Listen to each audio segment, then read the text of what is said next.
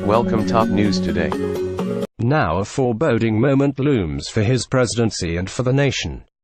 A stunning barrage of revelations on Tuesday suggested that at least one strand of Muellers Russia probe is racing toward its endgame, emphasizing the gravity of the situation facing the White House and the potential vulnerability of the president.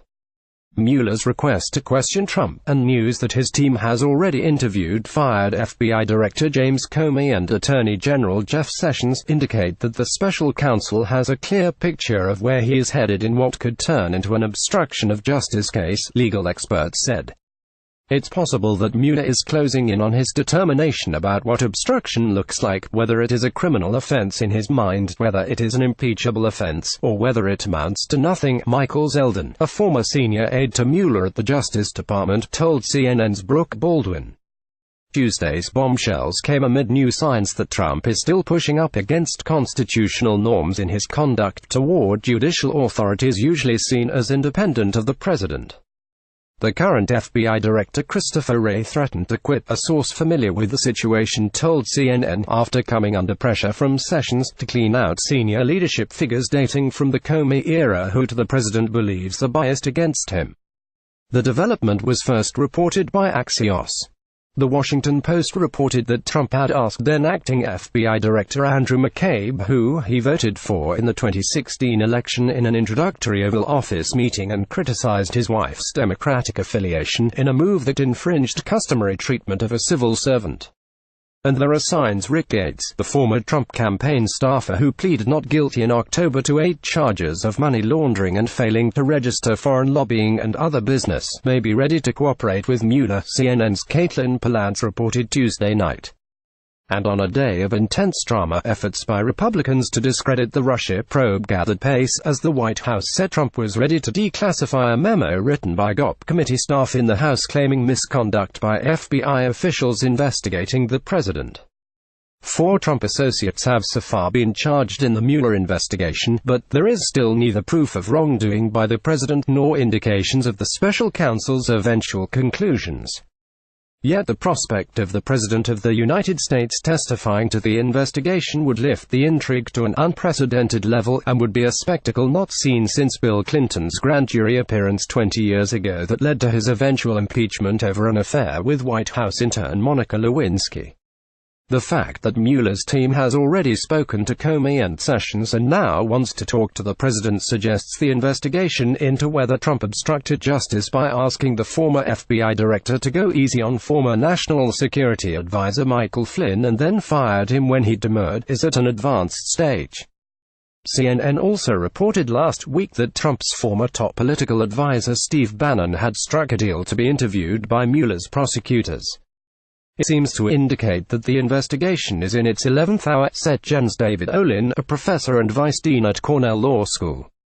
Olin said the seniority of those questioned points to Mueller reaching a defining moment, at least in the obstruction of justice portion of an investigation that is also considering whether anyone in the Trump campaign broke the law by cooperating with the Russian election meddling effort.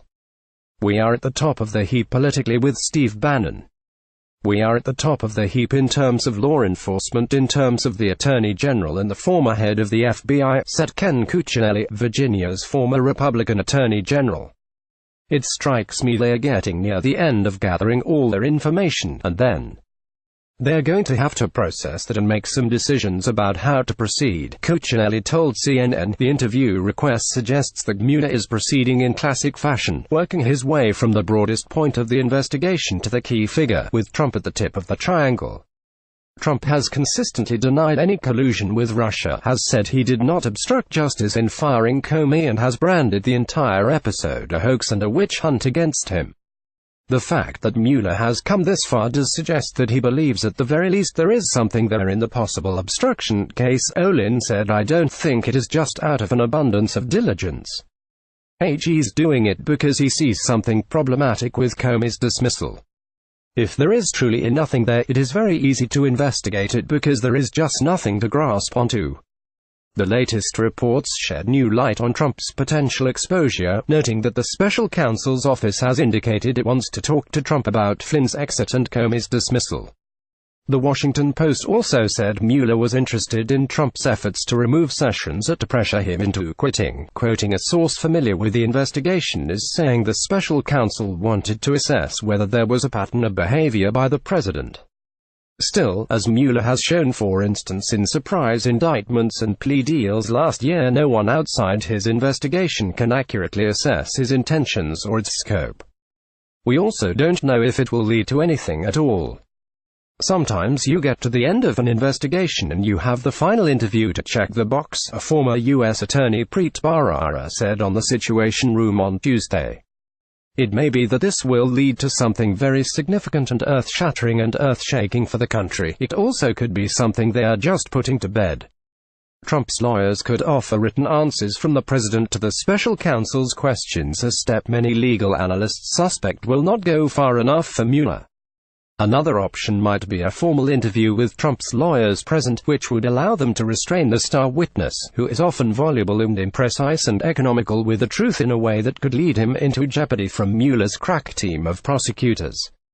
Refusing Mueller's request could force the special counsel to subpoena the president to testify to a jury, a step that would put him in an even more perilous situation. Tuesday's developments also shed new light on Trump's potential vulnerability. Mueller is now armed with the testimony of Comey, Sessions and that of a cooperating witness Flynn, all of whom could have shed light on crucial conversations with the president. He likely also has a large quantity of evidence from other sources, including interviews, emails and other testimony, and doubtlessly already knows the answer to many of the questions he will pose to Trump, putting the president on thin ice if he is not completely truthful. Mueller also has the benefit of contemporaneous memos written by Comey after several meetings with the president, in which he detailed what he later said was an effort by the president to develop an inappropriate relationship of patronage with him. Trump said last year that he would be 100% willing to testify to Mueller under oath. CNN has reported that some of the president's friends and associates have warned him not to put himself in legal jeopardy by voluntarily submitting to an interviews.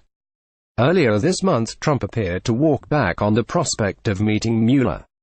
White House Press Secretary Sarah Sanders said Tuesday that the White House is fully cooperative with Mueller but believes the American people are ready to move on. But a new CNN poll appeared to counter that assertion, finding that 8 in 10 people said Trump should testify to Mueller if asked, including 59% of Republicans.